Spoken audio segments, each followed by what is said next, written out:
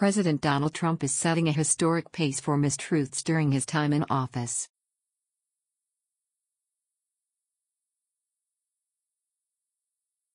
Through his first 263 days in office, which covers through October 9, Trump has made 1,318 false or misleading claims, according to account maintained by the Washington Post's fact-checker blog.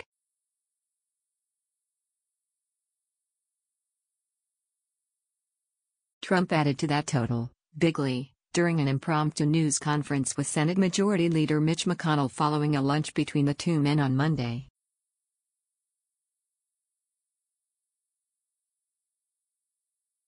He went through the transcript and found 9 claims made by Trump that are somewhere between debatable and totally wrong.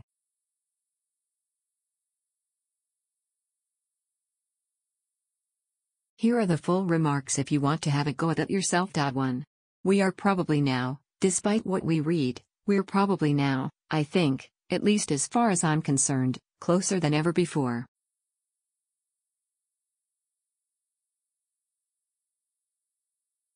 And the relationship is very good. This is Trump talking about McConnell. The idea that the frostiness of their relationship is entirely a media creation, despite what we read, is simply wrong.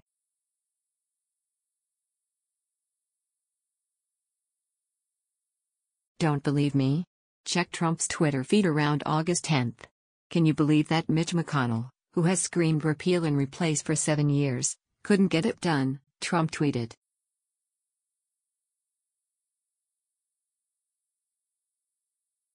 Must repeal and replace Obamacare.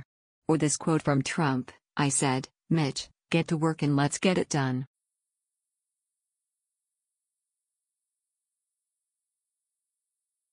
They should have had that last one done. They lost by 1 vote. For a thing like that to happen is a disgrace, and frankly, it shouldn't have happened.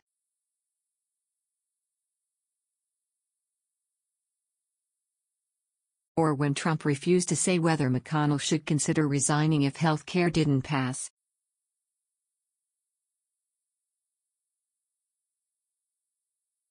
No one who knows anything thinks that McConnell and Trump are now, or ever will be, hunky-dory. 2.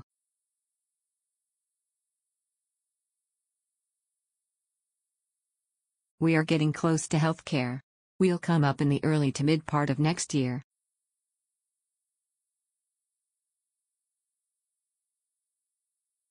We're going to have a vote. I think we already have the votes. They do not. If they had the votes to repeal and replace Obamacare, the Senate would have already voted on it.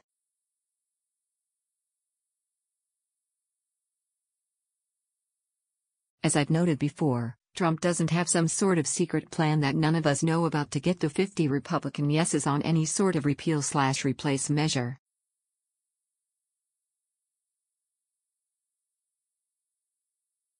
The best I can figure it, Trump means that if you wait until next year and run the bill through regular order, committee hearings, markups, and open amendment process on the Senate floor, then John McCain may wind up being for it.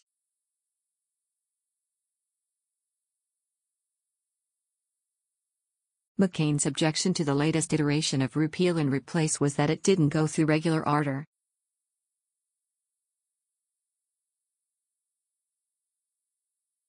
But that would still leave Republicans at least 1 vote short. The votes, still, aren't there. 3.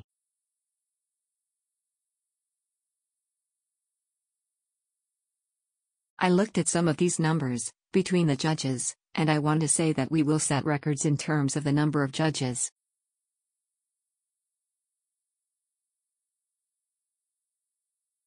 This isn't false. It's just very debatable. As of early August, Trump had nominated 44 federal judges.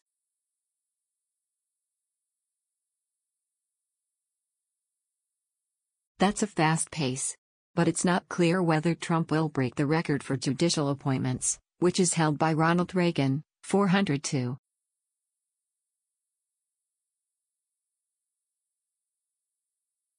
He certainly will not break the record if he serves only a single term. Jimmy Carter appointed the most federal judges for a one-term president with 262.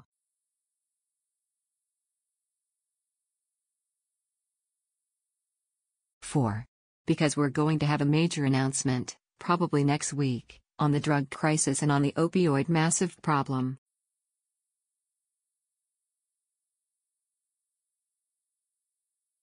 Maybe Trump does make this opioid announcement next week. But, if past is prologue, he won't.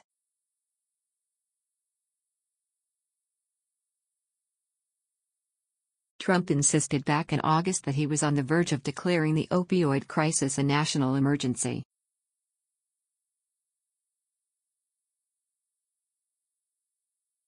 It still hasn't happened, much to the chagrin of New Jersey Governor Chris Christie and others. 5.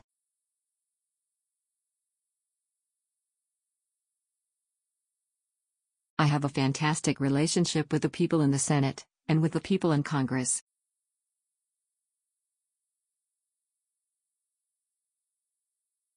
Six.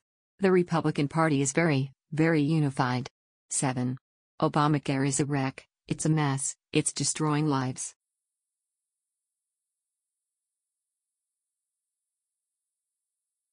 This is, obviously, very debatable. Many Democrats, and even some Republicans like Maine's Susan Collins, believe Trump's decision to forego subsidies to insurance companies to help cover low-income Americans, as well as his executive order allowing people to form groups to be covered that don't adhere to all the principles of Obamacare, are what is responsible for the law's current struggles.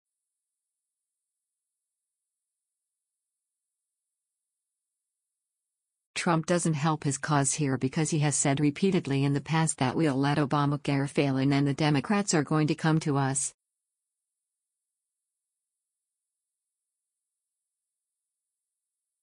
Eight. So, the traditional way, if you look at President Obama and other presidents, most of them didn't make calls, a lot of them didn't make calls.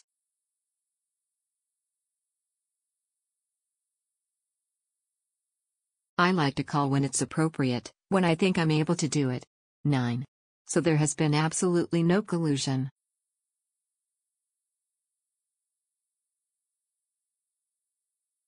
It's been stated that they have no collusion.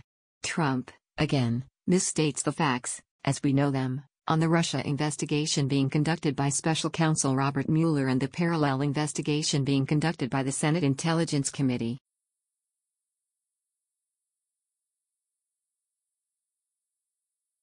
What's been proven is that no clear collusion has been found by either investigation, based on what we know today.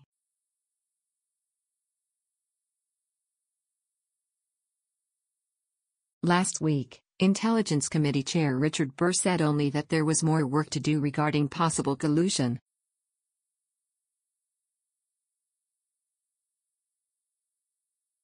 The committee continues to look into all evidence to see if there was any hint of collusion, added Burr.